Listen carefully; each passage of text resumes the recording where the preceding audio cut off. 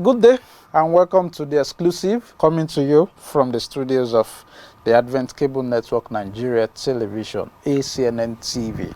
Now, coronavirus is an infectious disease that is caused by a new strand of virus, and the disease is said to have originated from Wuhan in China, where the first case was recorded in late 2019.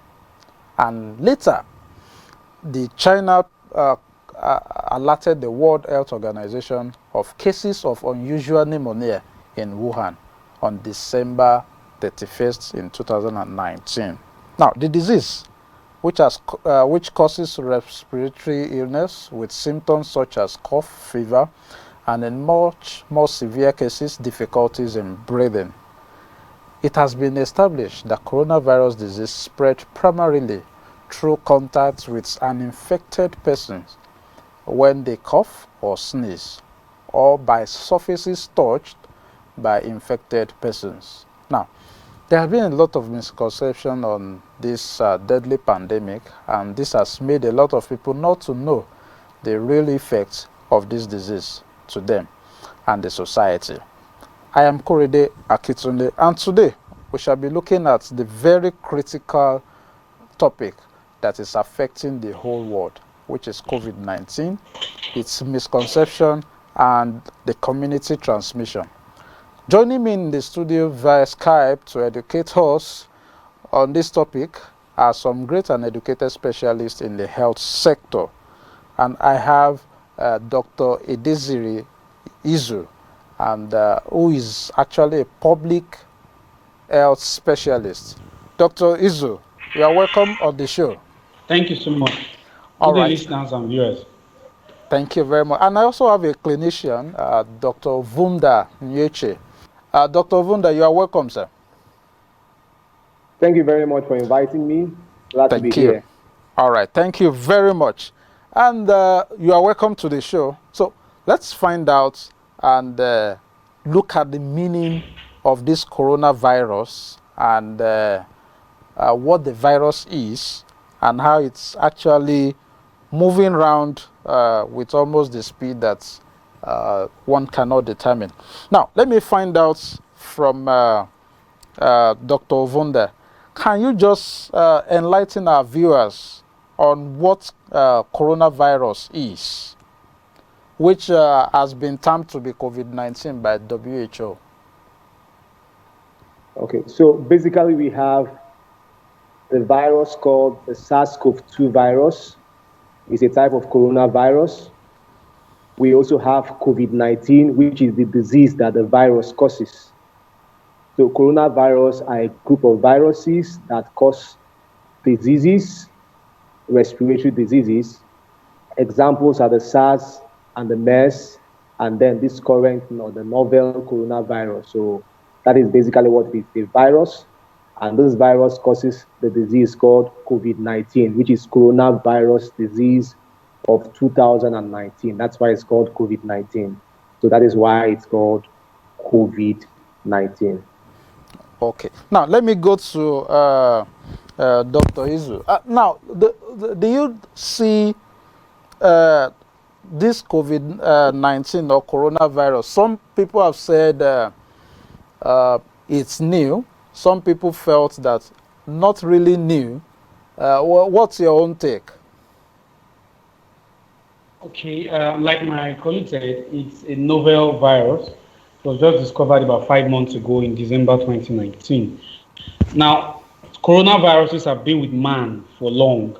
However, this particular strain, that's the SARS-CoV-2, the short form for severe acute respiratory syndrome coronavirus 2, was discovered just in December 2019.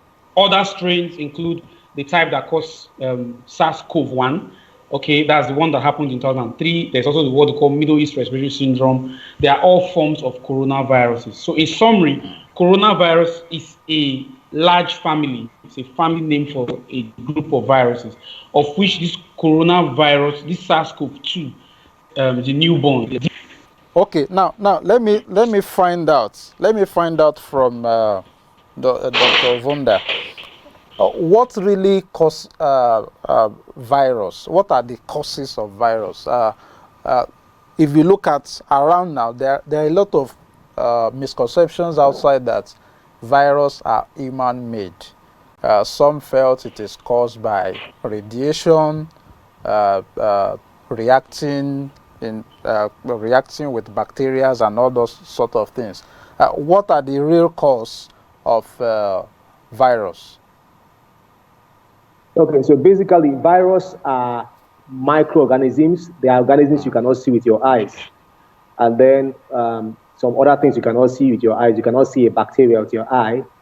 But the unique thing about viruses is that on their own, they may just be on their own, and they require another organism for them to multiply. They could require a bacteria, they could require a human host, but they require a human host for them to multiply. Example of viruses are HIV virus. We also have rhinoviruses, the one that causes common cold. So they are very, very, there is family of microorganisms that are made up of what we call genetic materials, examples of which we call RNA or DNA, and then they require a host for them to multiply. So viruses are so small that, like the one that causes common cold, 500 million of them can sit on the head of a pin. That's how small they are. So that's what I think that viruses, these are what viruses are. Okay, now, so it's not really like this was something that was formed in the laboratory. Well, I can't say that, until investigations or until we have a real research of how this virus came about. But also to note that coronaviruses are what they call, most of them are zoonotic viruses. So by zoonotic viruses means that it's usually spread from the animal to the human beings. Like for the first one, the SARS virus, the first one that happened, that was found in the animal hosts were civet cats. The one that happened, the Middle East respiratory syndrome viruses, the animal hosts were dromedary camels. For this 2019 coronavirus, we don't really know the animal source. The only thing we could say was that there were a cluster of people that had this infection in a market, in a live market where animals were sold in Wuhan, China. We don't really know which is the animal host of this particular virus. Now, let me find out from Dr. Izuna. Can you let us know why is this virus really spreading this way? And especially in Nigeria, some people still don't believe that the virus is real. You're a public health specialist. Can you tell us how this virus is really spreading? Okay, a lot of what is causing this spread, let me classify them on two. There's a scientific basis and there's a social basis. Okay, the scientific basis is the fact that this virus is new. This particular strain is new. So even scientists don't have the whole information about it as of yet. Okay, so we are learning in the midst of the outbreak. Okay, so it's like a driver who he had learned how to drive automatic. Now you're giving him a manual car to drive, who is learning while driving. So scientists, including WHO, that's the World Organization, do not have the complete information as of yet. The social part in that a lot of the means of transmission, a lot of the means of prevention, all require social aspects such as information. There's so much ignorance. Many people don't know how to even pronounce the coronavirus in the first place. We've heard colloquial drivers, we've heard a lot of things. So there's so much ignorance in the first place. There's so much social distrust. People do not trust the government. So almost anything the government says, there's an involuntary or unconscious resistance. So some people still till now believe the government is trying to get money from WHO or the United Nations or from other rich donors, or even some state governments are trying to get money from the federal government by saying they have coronavirus. So there's this level of distrust, and once there's distrust, almost every other thing doesn't hold together. Now, there's also the other part of the social part I'm talking about is a lot of the ways to prevent coronavirus has to do with breaking so many things that we are used to. For example, handshake, touching your face, sneezing, and all these are the things we have learned for years, for ages. Suddenly telling us, don't do this, don't do this. It's difficult to, just learn it and implement it just now. So you can even say that even among doctors, once in a while, you might just reflexly shake your colleague or your friend because it's a reflex, what you've learned before. So some of all these things, like I said, so ignorance, the misinformation, and distrust for the government. There's also poverty. So when you tell people sit at home, of course, some people don't forget that Nigeria, by the UN and other statistics, is the poverty capital of the world. Okay, so many of them live on their daily savings or daily earnings. When you also tell them stay without giving them their daily bread, even our Lord's Prayer says, give us this day our daily bread. So when you don't give them that daily bread, SARS virus is outside, hunger virus is inside. You're going to push them outside. It's a natural instinct, survival instinct. We push them outside. So these are some of the things that are worsening the spread. But specifically speaking, the means of transmitting the virus, if that's what you really wanted to know specifically, is basically by transmission of what we call droplets, droplet spread. So there are two basic ways or two major ways of transmitting this coronavirus. One is droplet spread. Droplets are some particles that come from the respiratory tract when you are either speaking, coughing, or even sneezing. So as I am talking now, I am releasing some droplets. It's a natural process. If somebody has coronavirus and you are within a close distance, like 2 meters or 6 feet within that person, the person can transmit to you through that droplet spread. And computers, and then somebody goes there and touches that surface that's already infected to another means of catching or contracting the virus. So it's basically through droplet spread or by contacting surfaces that are already infected or contaminated by this virus. Now, does it mean that the virus is transmitted through the body skin? No. The virus is not transmitted through skin. For example, if you notice, like Dr. Vunda said, it's a respiratory illness. Okay. For you to contract the respiratory virus, you have to be able to transfer the virus from wherever it is, sit down on the table or even on your hands to your face, to your nose or to your mouth, which are the entry points for the respiratory tract. So that's why I would say don't touch your face, because in case there's a virus on your hand, by touching your mouth or your face or your nose, you are indirectly transferring it into those mucosal surfaces, through which the virus can then enter into the respiratory tract. Okay, now let me go back to Dr. Ovunda. Now, there is this theories of drinking hot water, taking lime, lemon, vitamin C, the old age chloroquine in preventing the contamination or eating deep of this coronavirus. From your own daily assessment of treating COVID-19 patients, are these things actually real? Okay. So basically, currently, there is no specific treatment, neither is there any specific vaccine for COVID-19. Until that comes, we can't really say taking this or taking that will stop you from getting COVID-19. So generally, whether you take hot water, you take lime, you take vitamin C, chloroquine, and all these things, there is no evidence that suggests that taking it will prevent you from having the virus. And just like Dr. Iduzu said, prevention is better than cure. And that is why it's important that we obey public health advisory. And it's important that we shaking hands, we are used to touching our faces, we are used to using handkerchiefs to sneeze, and so on and so forth. So, but it's important that we obey public health advisories by washing our hands, keeping a safe distance, coughing in our sleeves, on a flexed elbow, or using, a tissue, and then when you sneeze into it, you discard it, and then, of course, wash your hands, or use, an alcohol-based sanitizer.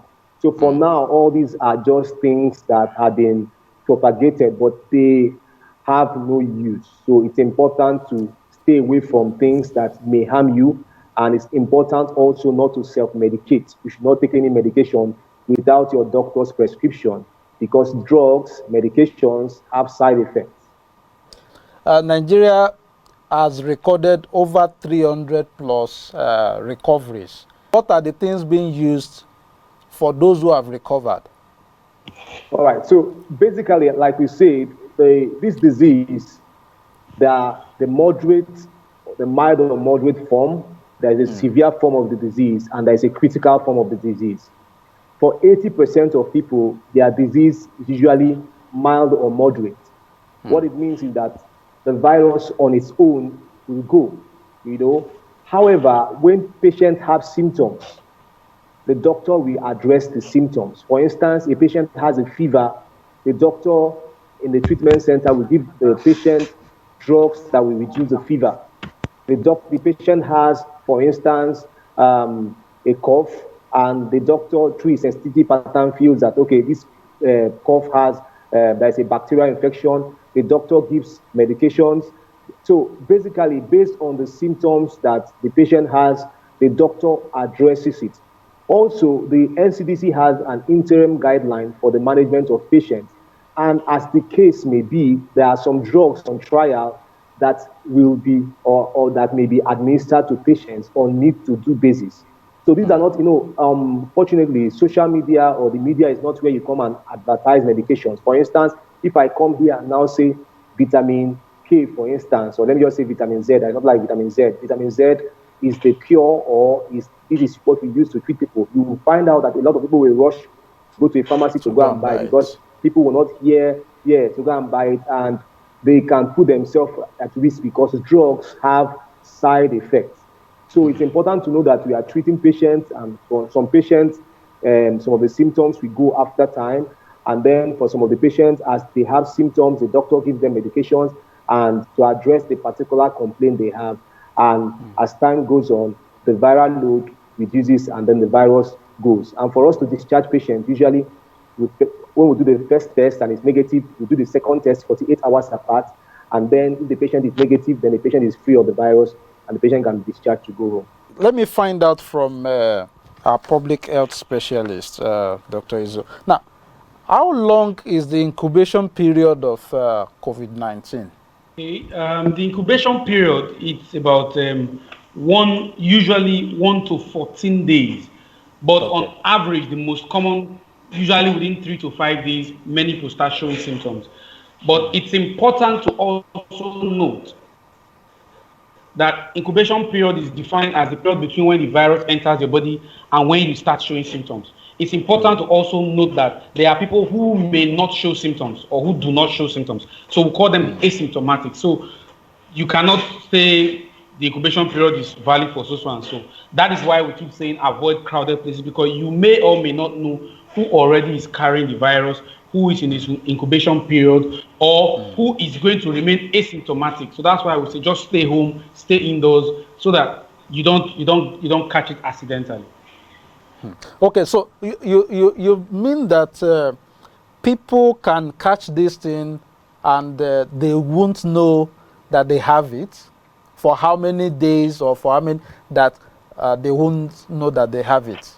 Oh yeah, for example, there are even cases in Nigeria. Let me use the ones that were already in public space. Some of the governors, Dr. Makinde of Oyo State, Governor Erufai of Kaduna State, and a few others, the Bauchi State Governor, and several others. They didn't really show symptoms per se. Some of them were only diagnosed because they got in contact with a case that showed symptoms. So usually when you get a case that showed symptoms and you confirm it, we do what we call contact tracing.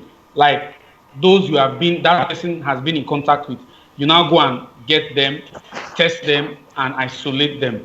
Okay, so in that process is how some of our Nigerian cases were discovered. So yes, there are a lot of people, up to 20% or even more, who may not show any symptom whatsoever. Even some footballers who were playing football, they were playing football. By the next day, they were confirmed positive for coronavirus. Several cases, Daniel Rugani of Juventus, and some Chelsea footballers, and even the Arsenal coach, Mikel Arteta. So it is a documented case, both socially and scientifically, that there are several people, many people in fact, who may not show any symptoms, even though they have the virus. Okay, now let me go back to Dr. Vunda. Do you think that this virus lives or can survive in the air? Has there been any clinical confirmation to that? Okay, so just like we said, this virus is spread through droplets. So for you to say something stays or is airborne means that it can last in the air for a long time and then it can move very far distance. But this virus is peculiar in the sense that after 1 meter, the virus drops to the surface. And that is why we are telling you that, hey, before you touch surface, be careful about touching surfaces. And then if you by venture touch surfaces, you have to wash your hands and you have to use an alcohol-based sanitizer, and also avoid touching your what we call your mouth, your eyes, and your nose. Also, we tell you that try and keep a safe distance. We say the virus can move more than 1 meter. So just to be careful, we now say, okay, stay 2 meters away. 2 meters. So 2 meters is about 6 feet. Yeah, it's about 6 feet. So ideally, it's the virus can move more than 1 meter from the person through respiratory droplets or when the person is speaking and so on. So that is why we're talking about that. So the virus itself cannot stay very long on air. There have been several reports of how many hours or not how many hours, but just to know that the virus does not stay very long on air. Okay, we'll just take a break and come back to look at this other misconception that the COVID-19 doesn't survive under some level of temperature.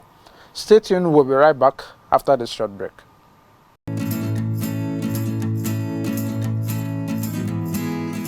There are a lot of false information about the coronavirus. These are the facts. People of all ages can be affected by the coronavirus. However, older people and people with pre-existing medical conditions such as asthma, diabetes, heart diseases are more vulnerable to the disease. It is not for old people alone. Gargling salt and warm water or chewing garlic and ginger cannot prevent the virus. Drinking alcohol, hot lemon, palm oil or chloroquine will not kill the virus. The virus cannot be transmitted through mosquito bites. Antibiotics do not work against the viruses. Antibiotics work only against bacteria. Boiling pineapple peels, lime, and ginger does not kill the virus. Putting raw onions in rooms will not ward off the virus. Using or spraying Dettol, special oils, and water all over your body cannot kill the virus. There is no scientific evidence that cooking, drinking, or eating any of these is an effective treatment for coronavirus. Do not self-medicate and take responsibility by sharing only verified messages from health authorities such as NCDC, Federal Ministry of Health, and WHO.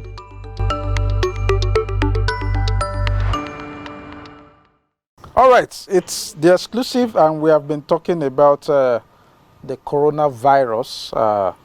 I've been speaking with two medical personnel on this program, Dr. Ovunda and Dr. Izu.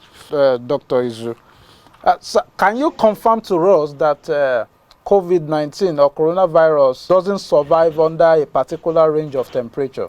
The truth is that, like you said, it's a misconception. Even the Bible says the whole world will be destroyed by fire. So at a particular temperature, everything can get destroyed. Even the human body at a particular temperature gets destroyed.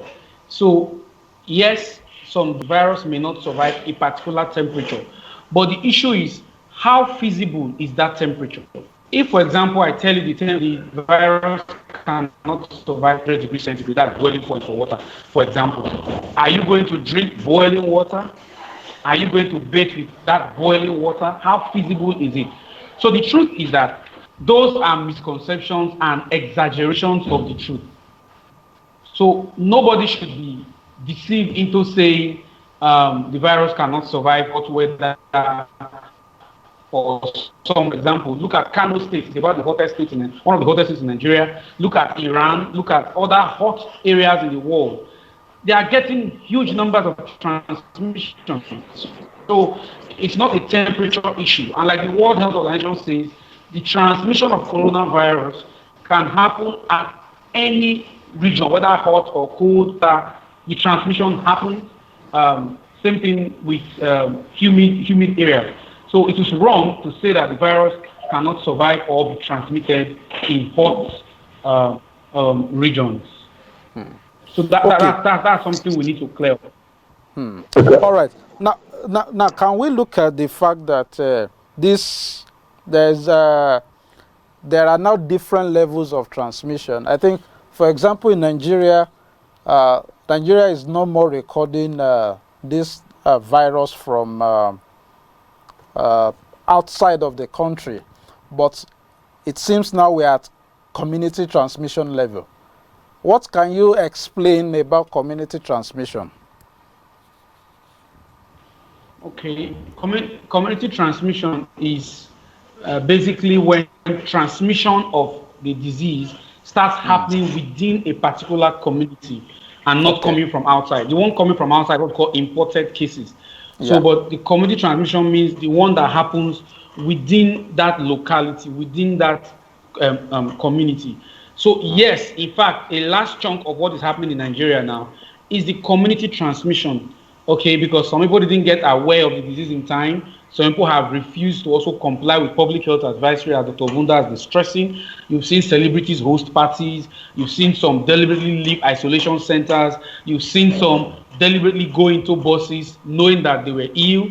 Some have also gone to the mosque or to the church, and have continued to go to gatherings. So from all those points, we have started getting community transmission, even from the market. Okay, so it is very true that a large chunk of what we are getting now is community transmission, because we've closed our borders to international flights for weeks now. Okay, no, let me go back to Dr. Ovunda. Now, can you just give us a clarity of how this thing is being transmitted? You've talked about droplets and whatever. Now, there's this issue of people using face masks, hand gloves, and whatever. Can you educate us what percentage of this virus that these measures can prevent? Okay, like you say, the chunk of handling this condition, the place of personal hygiene as well as physical distancing. It's important also that, for instance, the new advisory, public health advisory, is that in most states, when you come out, you have to be on a mask. Initially, for the face masks, was supposed to be for people that had respiratory symptoms so that they don't sneeze or cough out, the respiratory droplets. Also, people that were taking care of people that had respiratory symptoms, they had to cover themselves. And then, of course, doctors that are attending to patients have to wear the mask. But it's also important to note that wearing face masks can give you a false sense of security, because some of the face masks being sold are not really protective. Some of them don't have several layers. Also, many people that wear face masks, some of them have converted face masks to mouth mask, not wearing it properly. Some of them have also changed face masks to jaw mask. Some have also changed their face mask to neck mask. Some people have also changed their face masks to skull mask, as the case may be. So it has to be worn properly. Also, we are also assuming, let's assume, for instance, somebody has COVID-19 and the person has sneezed or talked, and the particles have dropped on the front of your mask. Imagine, for instance, going to touch the mask. If you touch the mask, you are likely also going to use it past the virus from your hand to either your eye, your nose, or your mouth. So that is why it's important that if you are using, for instance, a mask, before the mask, you have to wash your hands properly. Wash your hands properly. After washing your hands, you wear the mask from the rubber, and then, of course, it has to fit from the nose and then cover to your jaw. And then also what it means, to your chin rather. So what it means is that all through the period you are maybe going out and so on, you wear the mask. And then if it's a surgical mask, once it becomes damp, you have to take it, clean your hands again, and then remove it from the rubber and then discard. For some of the ones that are disposable, it's important that when you use, you wash in the normal things you used to wash. Also, for hand gloves, it's also important to be, hand gloves don't have any unnecessary advantage, because sometimes people wear hand gloves and move about, forgetting that when you wear hand gloves, you can, have this false sense of security. You touch things, and sometimes people don't even realize. I've seen people wearing hand gloves and eating because they've forgotten. I've also seen people wearing hand gloves and touching their faces. I've also seen people wearing hand gloves and so sometimes you forget. So that is why the cheapest and most effective is washing your hands with soap and water, running soap and water, or using a hand sanitizer.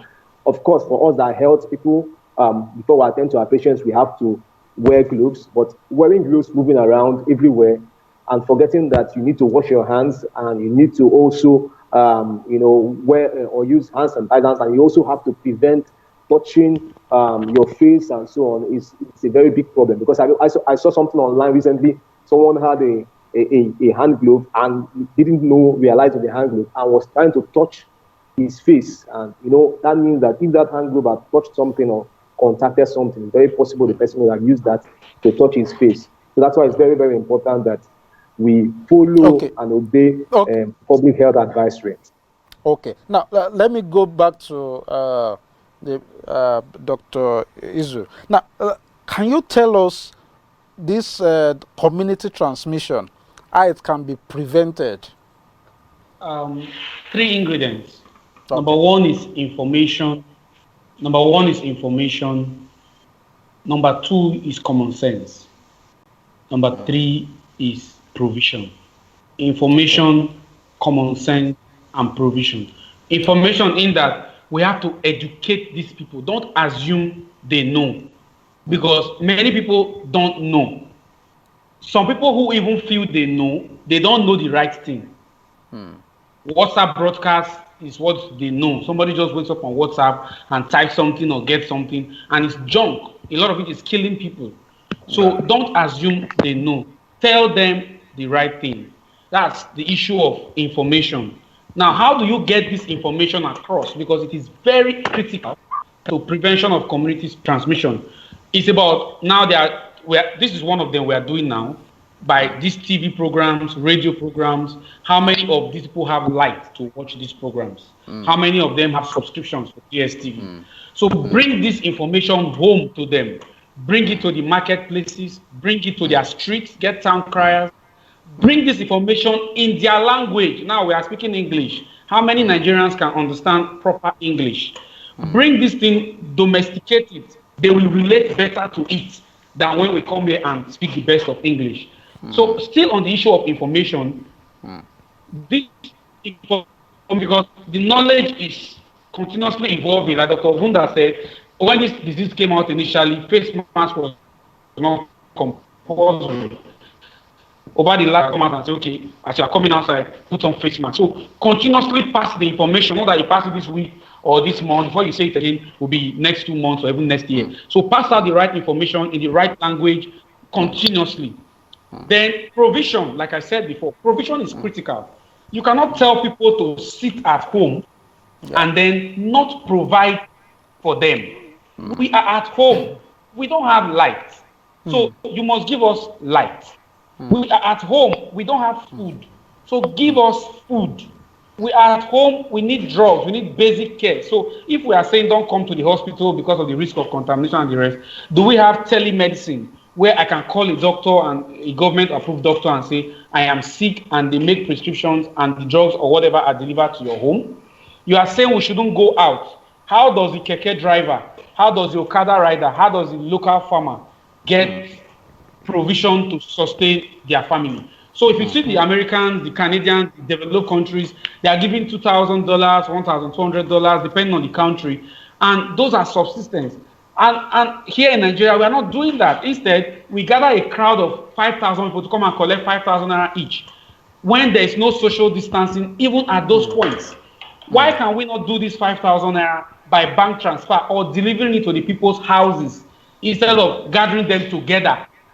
Because in the midst of sharing that 5,000 naira, you are populating people together. There's no social distancing. They're not wearing masks. Some of their hands are not clean. Apart from coronavirus, some of them also have other illnesses which they may transmit in that crowded place.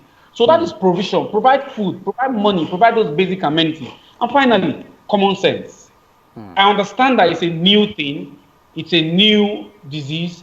People are not used to these things. Now, most of our services in church are now online. A whole Easter Sunday came in and we held it online. The Muslims are doing Ramadan now, and they are not, going to the mosque. They're not holding their collective prayers as before. That is where we need common sense. That is where we need patriotism.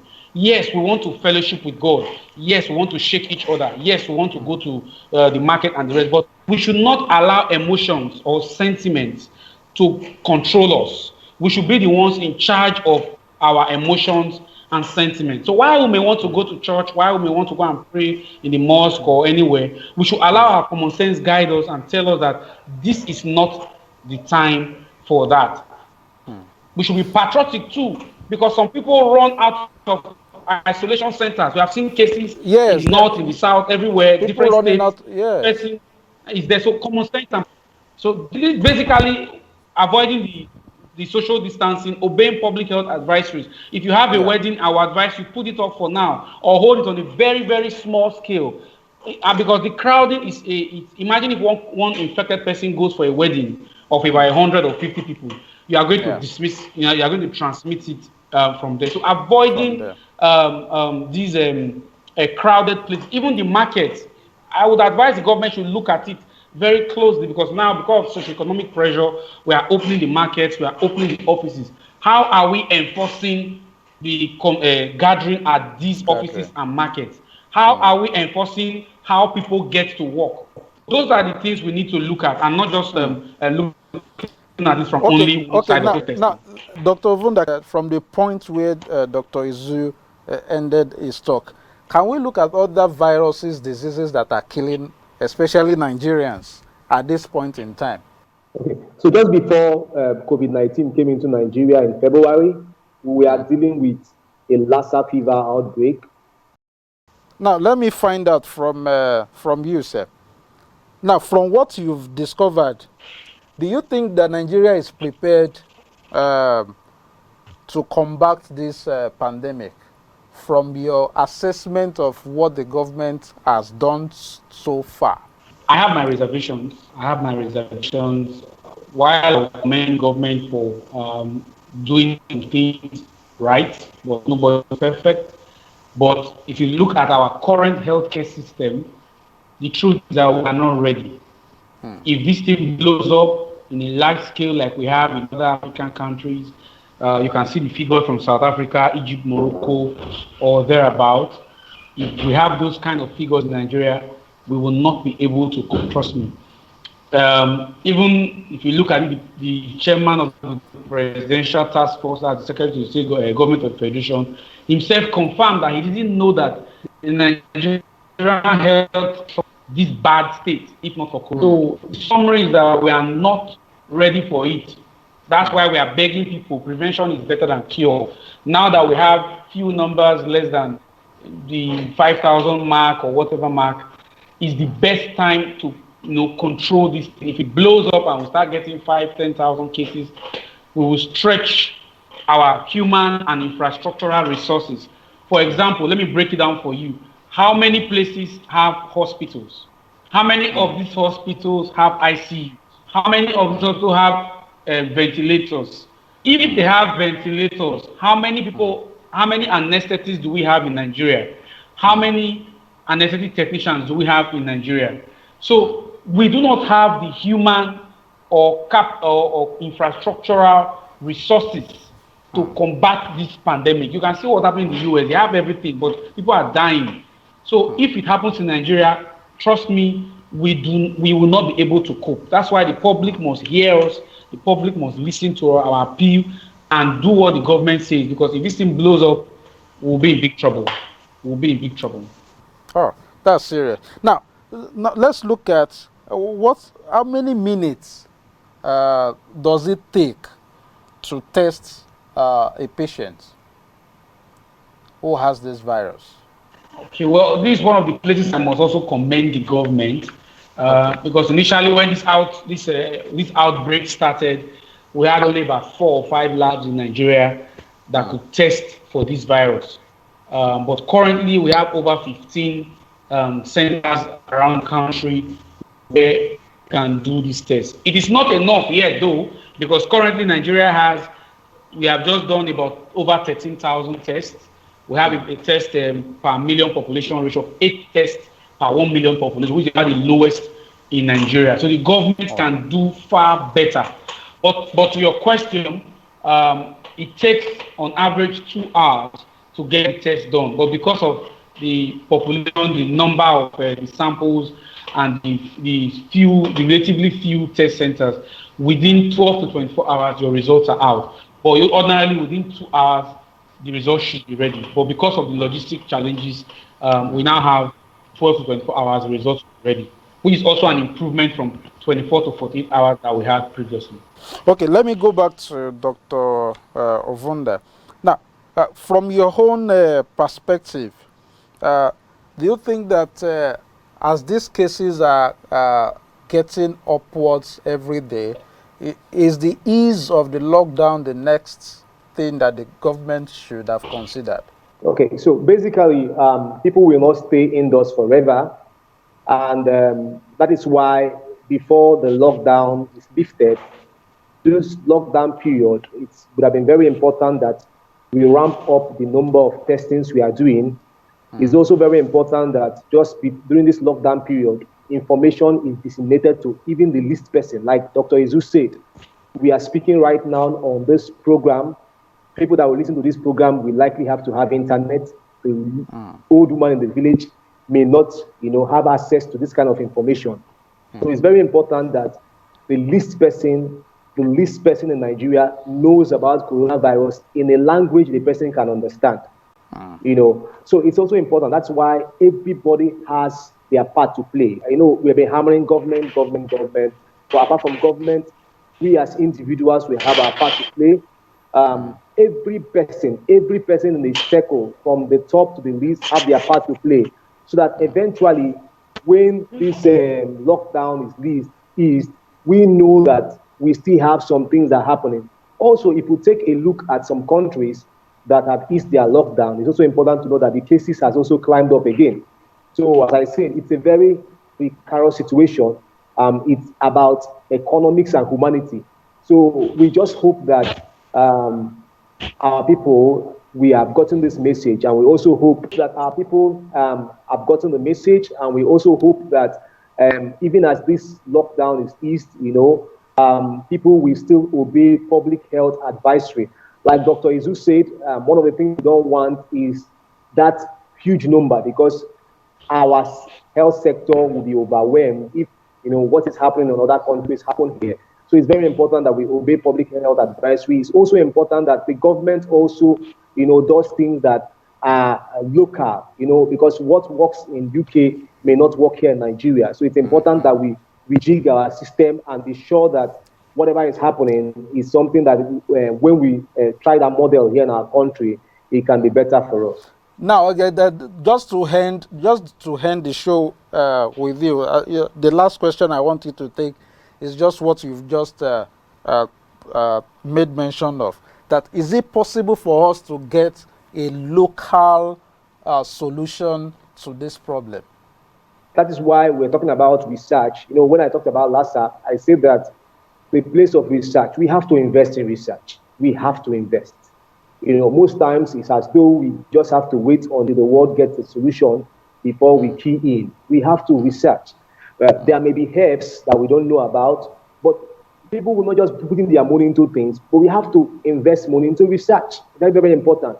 Also, not just about government, it's also important that talking about this, the church has a part to play as well. What's the church's part to play? The church has to spread this message, because You know that in our settings, for instance, sometimes a woman wants to even have a CS. She wants to call her pastor to give her permission for her to have a CS.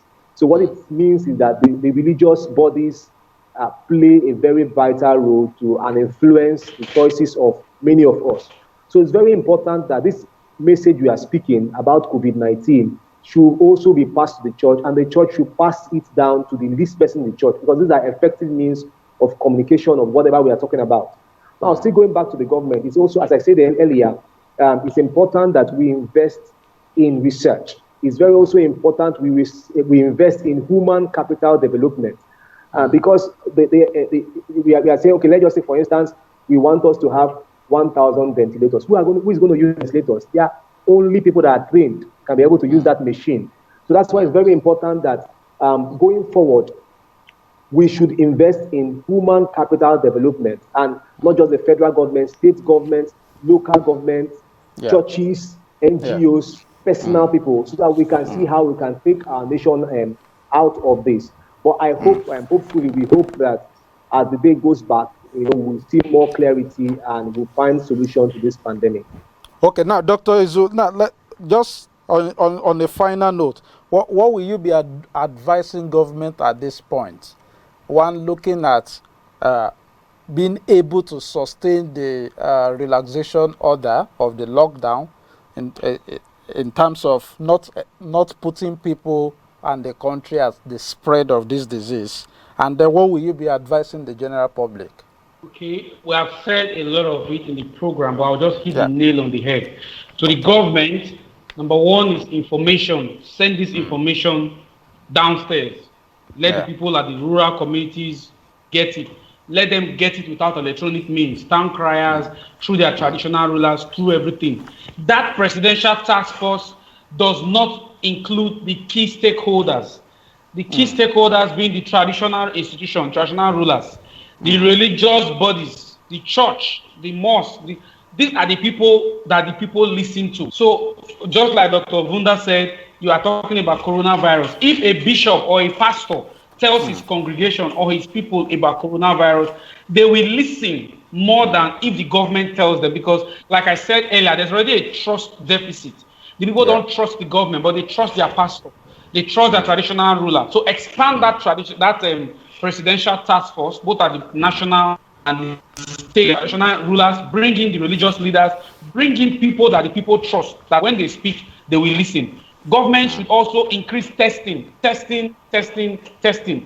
the people will not come to you for tests, just like the Lagos State, they are set up sample collection points where they collect and sell in Lagos. Other states should also do the same. If we keep waiting for them to show symptoms, like I said earlier in the program, a lot of people do not show symptoms. So a lot of them are already in there. Some even die of it before they are diagnosed, and that will not be good for us. So if the people will not come to you, even if your doctors won't send them based on symptoms, go to them, street by street. The FCT Abuja also did something like that about mass testing. Provision.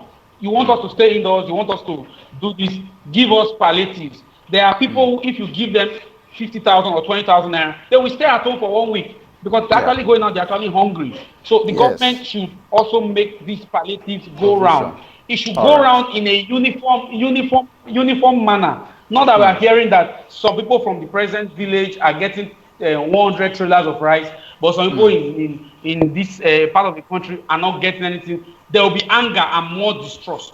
So whatever you are providing should go around uniformly and equitably. Okay. Then there's enforcement. You are saying we should not go weddings less than 20 or less than 50 or whatever. How are you enforcing it? You are closing your interstate borders. How are you enforcing it? For example, just last week, somebody left Kano State within the lockdown, left Kano State to Plateau State. You can see the distance within the lockdown. So, and transmitted the infection from Kano to Plateau. Plateau State. Same thing from Kano to Jigawa. So you can imagine the law enforcement agencies are also complicit. You give them 1,000 naira and they let you go. You give them 500 naira or even 2,000 and off you go. This defeats the aim of the lockdown. This defeats the aim of the interstate movement restriction. So enforcement, and like I said before, to my people, we need common sense. This coronavirus, it affects anybody, rich or poor, not only rich man disease. Yes, coronavirus is not a death sentence, but we should also not underrate it. We should also not say only 7% have died globally, or only 5% have died in Nigeria. 10 people is a significant number. That person that died is not a statistics. Even if one person that dies, that one person is somebody's father. That one person is somebody's husband. That one person is somebody's breadwinner. So even though coronavirus is not as deadly as Ebola, we should not underrate it. We should use common sense and not chase money and lose health, because health is wealth. Thank you very much. On that note, we drop the curtain for today. I want to appreciate our doctors, Dr. Izu and Dr. Vunda, for giving us some of these details about this pandemic. We celebrate you and we appreciate your coming despite your tight schedule. It's not a time to get a doctor to sit down and speak, but we appreciate your coming. God bless you. To every viewers and to everyone out there, the best thing is for you to stay safe and obey some of these simple guidelines: washing of your hands and staying indoors. Well, if you are going out, use a face mask and ensure that you avoid crowded places. Now, till next time again, when we bring another topic on, especially on COVID-19, as we have tried to emphasize on the exclusive for this period. Stay safe and stay in God. God bless you.